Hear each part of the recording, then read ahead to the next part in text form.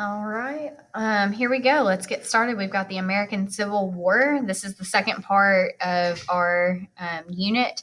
We start off with causes of the Civil War, and then we're going to actually get into the actual American Civil War, how it affected the home front in the North and the South, and how, like, we'll talk about battles and, like, of course, the winners, the Northerners, and the end of slavery. So it's going to be a really interesting chapter.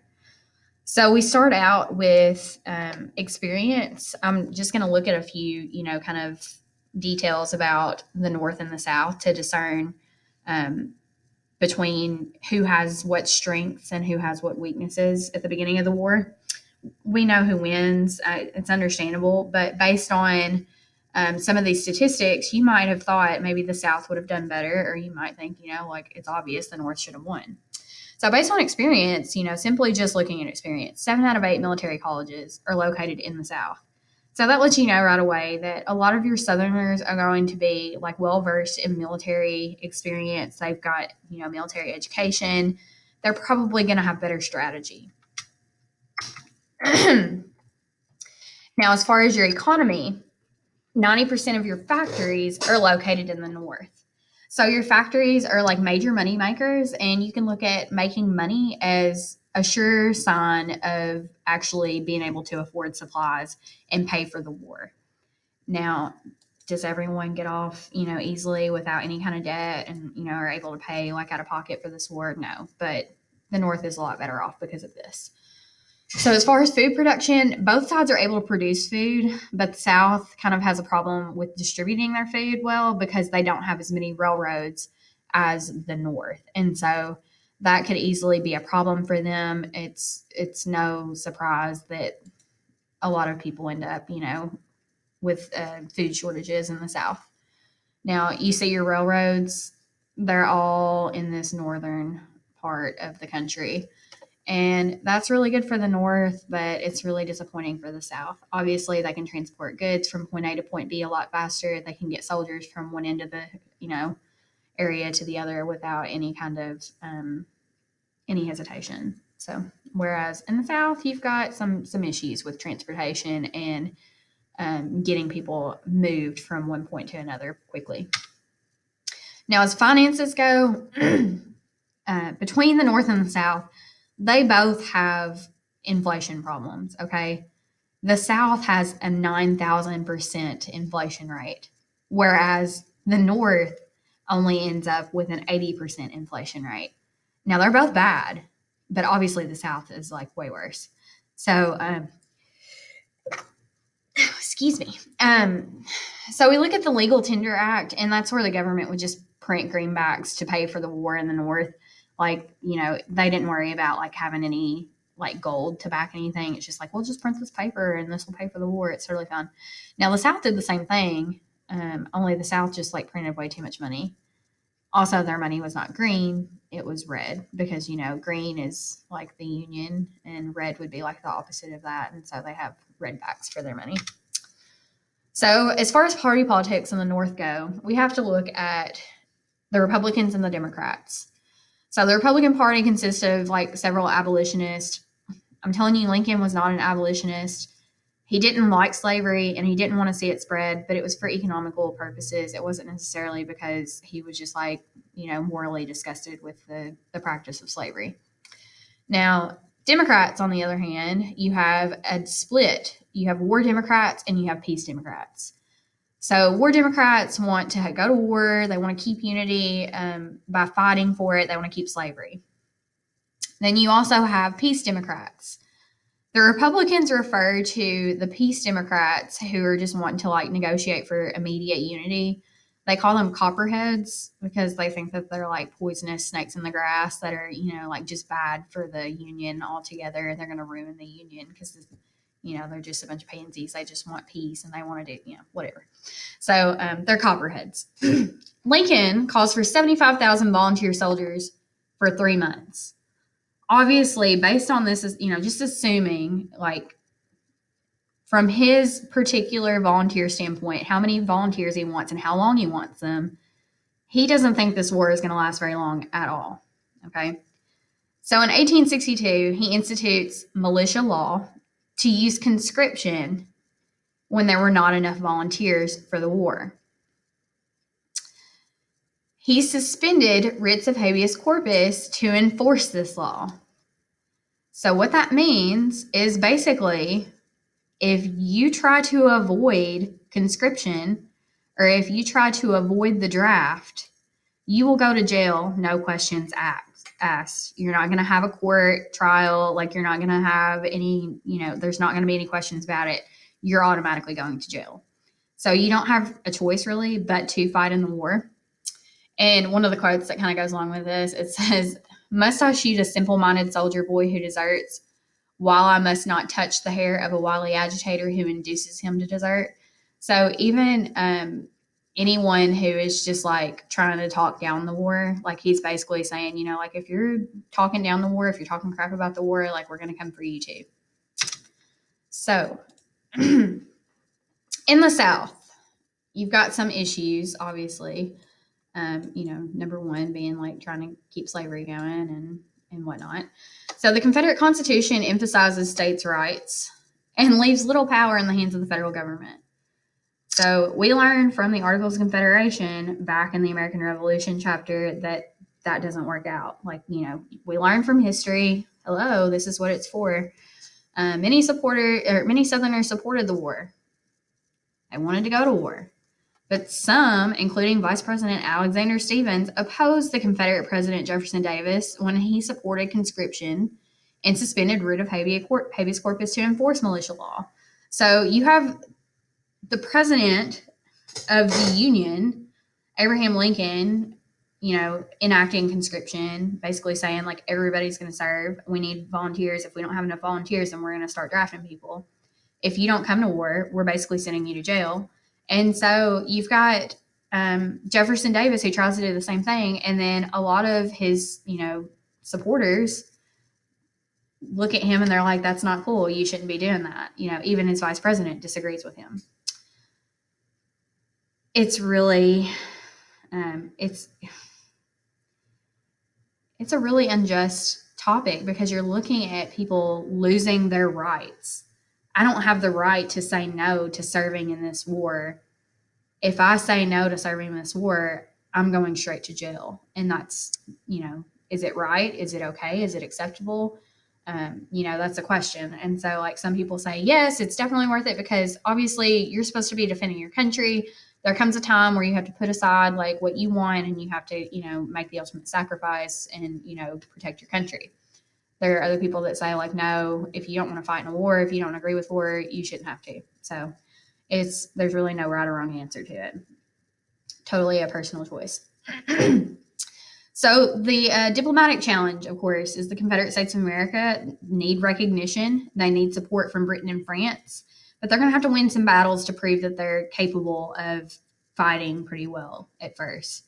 So they're going to try to do the same thing that they did during the American Revolution, which was, like fight hard, get in there good, get some support from outside nations, be recognized from some of those outside nations, and then maybe they'll be able to exist as their own separate nation successfully.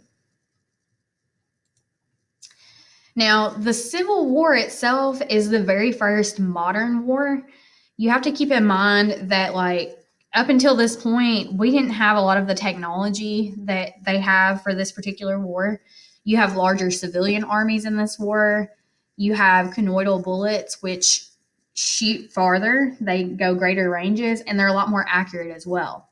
You also have trench warfare as opposed to the traditional full range fighting where you're just like face to face, like shooting at each other, which is kind of pointless. Like, they did that in the American Civil War or in the American Revolution. And I never understood that. Like, you literally just go face to face and pew, pew, pew, shoot. And like whoever like loses the most people. Anyway, so trench warfare is a little more like, it's a better tactic. Like, you're able to kind of like get down and hide down in the ground as opposed to just being like out in the open, like no cover. So this war ends up being a war of attrition, though. It's not necessarily like this group is going to lose more people. This group is going to lose more people. They literally just try to wear each other down to the point that one of them wants to give up. So another important invention that makes this war really modern is the invention of the telegraph. That makes the communication among generals so much quicker. And so like they know to move from point A to point B and to maneuver quicker if needed. And honestly, that's a really great tool to use whenever you're trying to get in the right positions for battles. Telegraph is major at this point. Now, balloons, like hot air balloons, they're used on both sides, the North side, the Union, and the Confederates. They use these balloons mostly for recon purposes. They're not actually using them to like fight out of. But you can get a hot air balloon, you can float over, you can kind of see where your enemy is located, come back, let everybody know, like, hey, they're set up. Is a hot air balloon like the best choice? I don't know. I mean, you're probably going to be seen, but for the most part, you could get by with. It's better than not having anything at all. They don't have drones. Like, what do you expect? We also have what is known as ironclads, which is basically a shift from wooden to steel warboats. And honestly, this is so much better because back in the day, they had these big ships that they would use to like travel up and down like the riverways, and they would be made of wood. And like obviously like wood burns a lot better than metal. And so if like one thing went wrong and the ship caught on fire, like it's gone. It's devastating. So your ironclads are much more reliable. They are large, very, very large. Some of them have trouble getting up and down the river systems. And so that is a problem, but we have a lot of battles with these ironclads, and we'll talk more about that. So this is what I'm talking about with the ironclads. They're like huge, gigantic ships. Here's your hot air balloon for recon. The cone-shaped bullets, basically, like, hey, they're going to travel through the air a lot faster, a lot further. Trench warfare here for you, and our telegraph.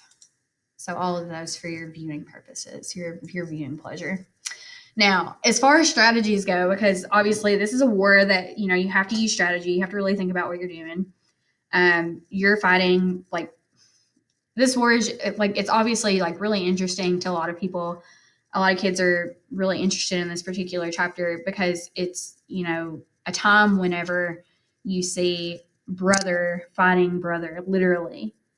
You have, people in families who some want to join the Union and fight because they don't agree with slavery, and then some join the Confederacy because they do agree with slavery.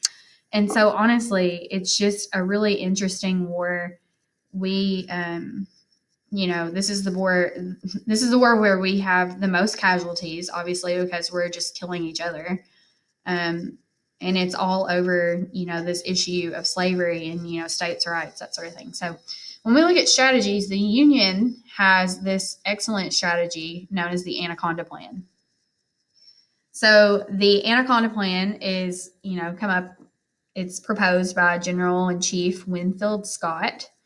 And he says that the Union should blockade Confederate ports and send gunboats down to the Mississippi to divide the Confederacy and then gradually diminish their resources until they surrender.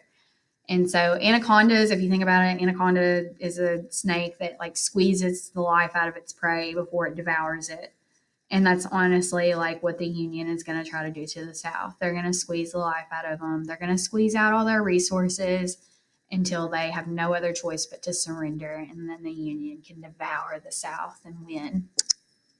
Now, on the Confederacy side, they know that they don't necessarily have as many people, and so they are planning to fight a defensive war. Honestly, every single battle, just 6 out of 9 major battles, the South fought offensively and lost 20,000 more casualties than the Union. So in the other 3 battles, out of the major battles, they fought defensively instead of charging in and trying to do something, like get in and just fight.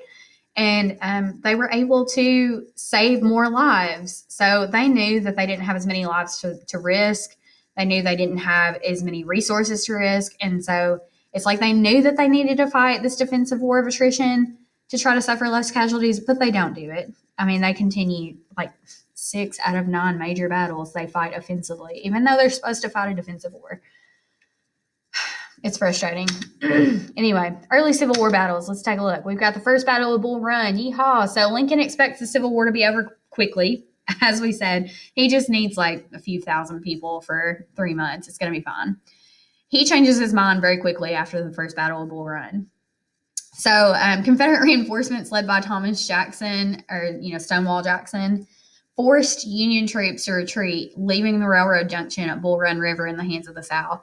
So, like, I think Lincoln was just expecting the North to just, like, devour the South, the Southern troops, like, pretty easily. Like, he wasn't expecting much of a fight. And, at Bull Run, he's like, okay, Stonewall Jackson has jumped in and, like, he stands like a stone wall. He's someone that you can't really penetrate because he's just so, like, obviously, like, hardcore. He has this presence about him whenever he rolls up. And so, like, after this happens and, like, the Union is, like, humiliated, Lincoln signs another bill for the enlistment of 500,000 volunteer soldiers for 3 years. So he goes from just like 75,000 volunteer soldiers for 3 months to 500,000 soldiers for 3 years. He realizes this is going to take a lot longer than what I was anticipating. We're going to have to really go at this. Still not quite as bad as, the Peloponnesian War, where the Greeks fought each other. They fought each other for 25 years, so it could have been worse. And then their country was, like, basically destroyed because, they're conquered by the Macedonians. What a shame. So over here you've got Sherman, and you've got, like, in your blue here, you've got your northern troops. And then over here in your red, you've got your Southerners, and you've got Jackson over here standing tall. And so this is just kind of how they set up different, like, war, like, aerial views of how things are set up if you're interested in this.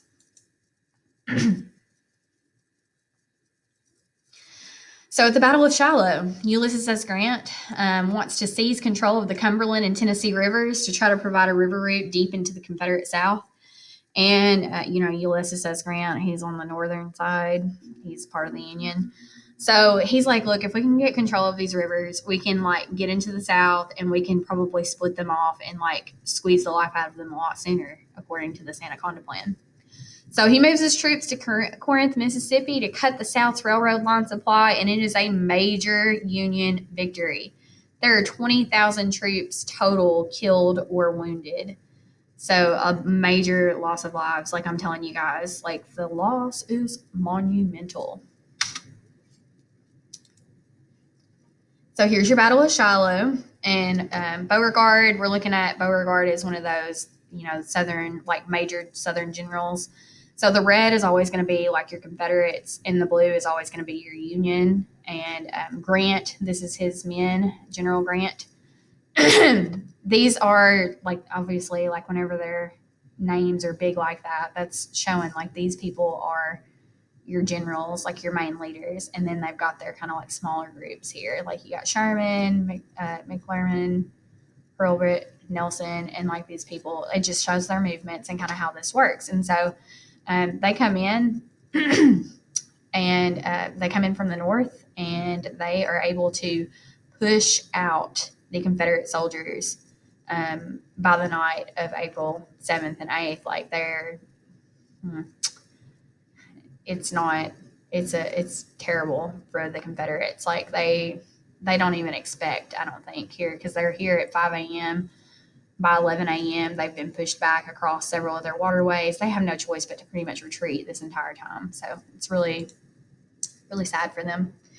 Then we have what's known as the 7 Days Battle. So this is where General McClellan, who is, a Union general, he attempts to take the Confederate capital at Richmond. Okay, so the Confederates, like I said, they were a little ballsy because they moved their capital to Richmond, Virginia, which is very, very close to the Union's capital.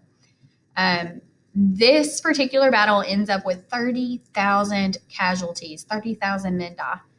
General Lee inflicts losses to McClellan's troops before they could successfully capture the Confederate capital at Richmond, Virginia. And so, thankfully for the Confederates, they're able to hold off their capital. We would have been a little disappointed had they gotten, the Southern capital pretty quickly. But they really thought, General McClellan was like, look, we can knock this out pretty quickly. Like, let's just go take their capital. If we take their capital, like, that's definitely going to be a major, like, shot to their morale. That's going to end this a lot sooner. Major fail. How disappointing for McClellan. And meanwhile, Lee is just kind of like, haha, sucks to suck. For now, anyway. Then we come to our second Battle of Bull Run. So there's the first Battle of Bull Run, there's the second Battle of Bull Run. The second Battle of Bull Run is also a Confederate victory. So the first one was a Confederate victory, so is the second one. Lee's forces cross into Maryland and invade the North. And they're basically like hoping that by invading the North and taking some of the northern territories, that they will win support from Great Britain and France, and like they're going to get more supplies, they're going to get more soldiers, and they won't have to worry so much about not becoming their own independent nation and being able to stay their own independent nation. So this is wonderful. You got Jackson over here. Don't forget, Stonewall Jackson is literally like one of your greatest generals here in the Civil War. And then we've got Lee down here who's coming in from this end. So they've got a perfect position to outflank the Union soldiers, the Union troops here. And it doesn't take them very long, as you see by their movements. They're able to go around this way, they're able to go around this way, and surround them pretty easily, and just nuts. The Battle of Antietam is the bloodiest one-day battle in the war and in American history. So this war, it's really sad. I mean, Confederate President Jefferson Davis and General Lee basically believed that if they could get a victory on Northern soil, the Union would accept Confederate independence, and then the Confederate States of America would gain that British-French support and recognition that they needed. And so they're basically thinking, you know what, let's just go up north. We've passed over, we're able to get up here. Let's do something about it. Let's fight. Let's freaking win this. Let's go ahead and win some battles. So at the Battle of Antietam, you have over 6,000 soldiers who are killed in this one day. 16,000 of them are wounded. And unfortunately for the Confederates, they lose. They fail miserably at trying to win on Union soil. So it's a victory for the Union. It is a major disappointment for the Confederate soldiers. And at this point, this is kind of where things kind of start going downhill for the Confederates, okay? This kills their morale. They don't have as much hope for support from other nations, especially, Great Britain and France. And so it's disappointing. Now, after the Battle of Antietam, because this was one of the bloodiest battles of the war, Lincoln basically says, this is a war to preserve the Union. And he's really upset because he doesn't want this war to be for nothing.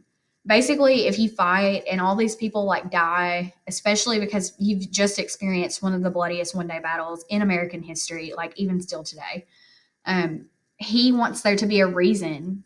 There has to be a reason for why this war is fought. And so he wants something good to come out of it. Not only are we preserving the Union, but we need to end slavery. He's already said a house divided against itself cannot stand. This nation is going to exist either with or without slavery. It's going to be all of one or all of the other. So he wants to end slavery not as an abolitionist, but to punish the South and to make the soldiers in the North sacrifices worthwhile. The Emancipation Proclamation, by the way, did not free all slaves, okay? It didn't free all the slaves. It freed all slaves in states that were still in rebellion after January 1st, 1863. Slaves in the border states would not be free. Slaves in any other states would not be free. Just slaves in states that were still fighting against the Union on January 1st, 1863. So Did the Emancipation Proclamation free all the slaves? No, no. The 13th Amendment is what ended slavery, people. Don't forget it. That's going to be on the test. The 13th Amendment is what ended slavery. So Lincoln didn't want to agitate the border states because, like, obviously those are really important to him. He wants to keep their loyalty. So that's one of the reasons why he doesn't mess with them and try to upset them with, like, their, them potentially losing out on their slaves. But Southerners refused to give up their slaves. Lincoln stopped negotiating prisoners of war also at this point. He's like, you know what? You don't want to give up your slaves? You don't want to, like, you don't want to do something about this? Then that's fine. We're not going to negotiate prisoners of war anymore. We're just going to keep them. Sorry. Like, he's trying to play hard. He's playing hardball. This has to be for something. Now, as far as military life goes, this was not a time to fight, I can tell you, or a time to get injured for sure. So in mid-1800s, physicians had little understanding about infection and germs. So disappointing because, like, we don't have vaccines. We don't have, like, any kind of idea of, like, how germs spread. They're basically sharing all of these tools. This is what the toolkit would look like for a surgeon in the Civil War. And this here saw, she got used quite a bit. Disease, because doctors would use the same unsterilized instruments on all patients. There's no such thing as, like, let's rub this down with alcohol. Like, no such thing. Like, I just used this on this man over here that needed his leg amputated, but I guess we can use it over here too. Let's just share all the germs and all the dirt and all the bacteria. So as a result, disease is one of the greatest threats that faces a lot of these soldiers. Almost half the soldiers who died lost their lives to illnesses like smallpox, dysentery, typhoid, and pneumonia. And that's because you have to keep in mind, these people are living, like, in really close quarters. So if one person gets sick, basically everybody catches whatever illness. It's like, one person gets the flu, everybody's going to get the flu here in this little tent or in this little, like, circle. So you have some issues here with that. That's all, obviously, like, more people died from disease than they did from actually, like, fighting, though, if that puts it in perspective for you. Battlefield physicians often had to use extreme measures to treat their casualties. Basically, if you got shot in the leg and they couldn't get the bullet out, or, like, it got infected, they would literally just cut your leg off. That was all they had to do. So that's why your big saw back there got used pretty often. Like, that's your main go-to.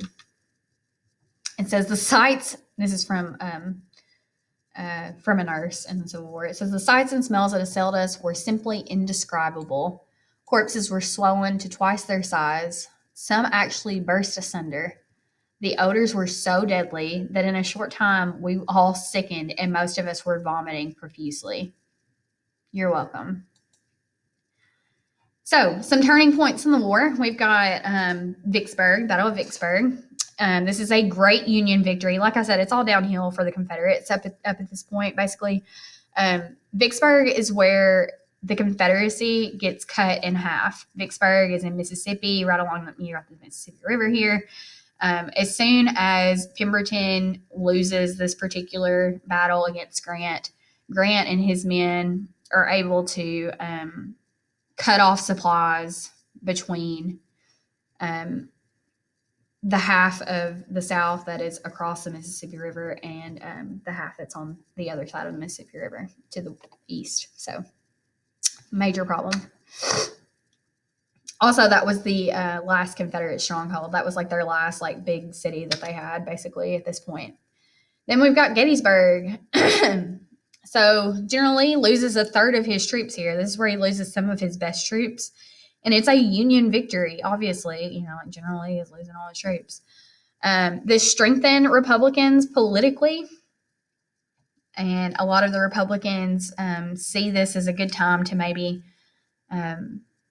let's just go ahead and reelect Abraham Lincoln. He's doing a pretty good job. We're winning the war.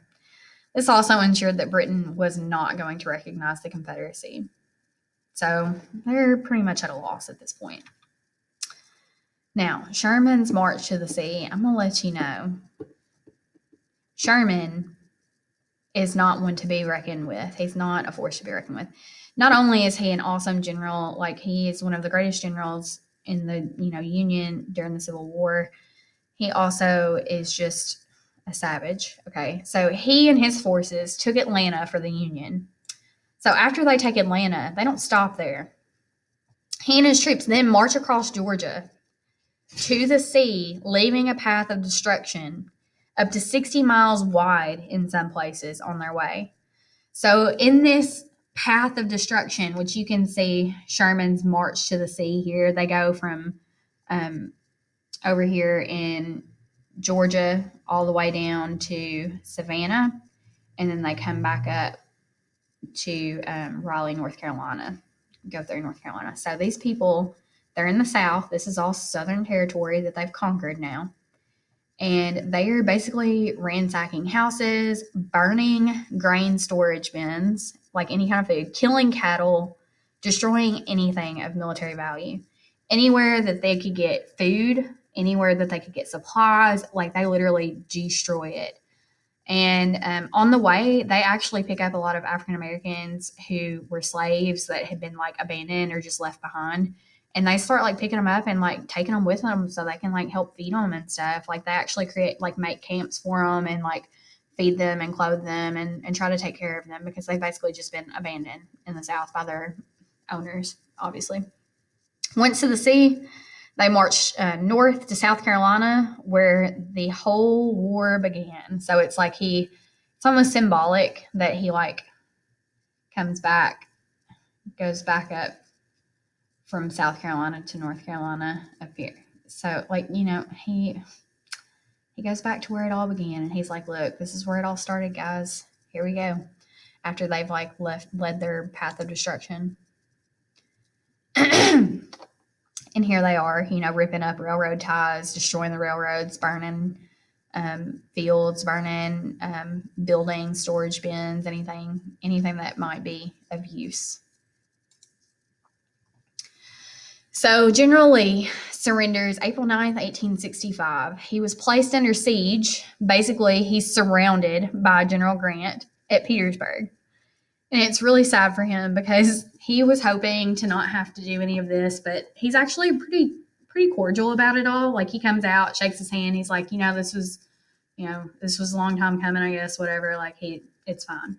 So like whenever he has a surrender, because like obviously he's cut off from supplies, he's placed under siege, he can't get in or out. He has no other choice but to surrender. He's like, okay, it's fine. So Lee attempts to escape. But Grant's forces surrounded him, and he was forced to surrender at the Appomattox courthouse, and that's where he comes out, and he actually like shakes Lee shakes Grant's hands, and like they're, it's fine.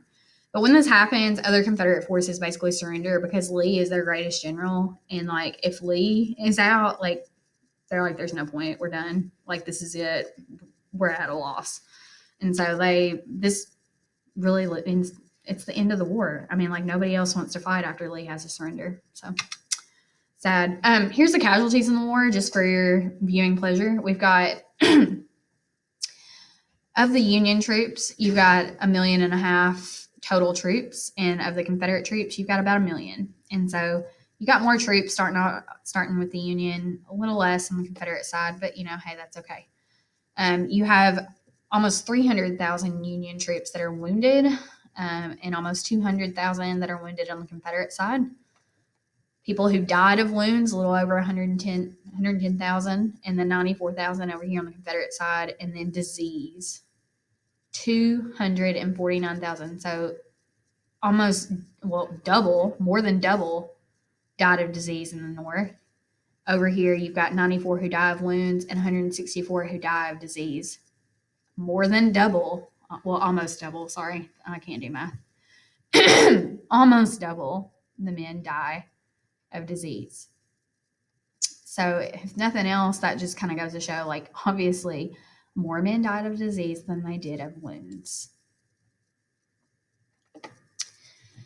So Lincoln was reelected with 55% popular vote in 1864. Obviously, he's winning this war. He's doing a good job. Like everybody, like is supporting him, especially whenever Grant starts doing well and breaks up the South. And so he signs the 13th Amendment, which ends slavery, into the Constitution on January 31st, 1865. This 13th Amendment in slavery. This is the formal end to slavery, people, not the Emancipation Proclamation. The 13th Amendment is what counts. So April 14th, 1865, Abraham Lincoln decides to go to the Ford Theater to see a play, and John Wilkes Booth comes in, shoots him in the third act of the play, and kills him. So very disappointing, very sad time. And so, he's left kind of, well, the North is left now with the end of the war. The Union has been united for the most part. The Union and the Confederacy have been reunited. But now you're without a president. Your president's been assassinated. And so it's a really sad time. So as far as the aftermath of the Civil War, this is a picture, and this is what the next chapter will be over, is how we overcome and how we rebuild after the Civil War. It's called Reconstruction, basically rebuilding after everything after, Sherman has destroyed much of the South, as well as other, generals. It wasn't just Sherman, but I'm sure he's responsible for a lot of it. So the aftermath of the Civil War, we have a stronger central government over all states. Obviously, we're going to need that. No more slavery. And then we get the Reconstruction period. So this will be to be continued. This will be our next chapter. So the study guide is posted. Go ahead and be looking over your study guide. If you need help or if you have any questions, feel free to email me. You guys have a lovely day. I'll see you guys next time.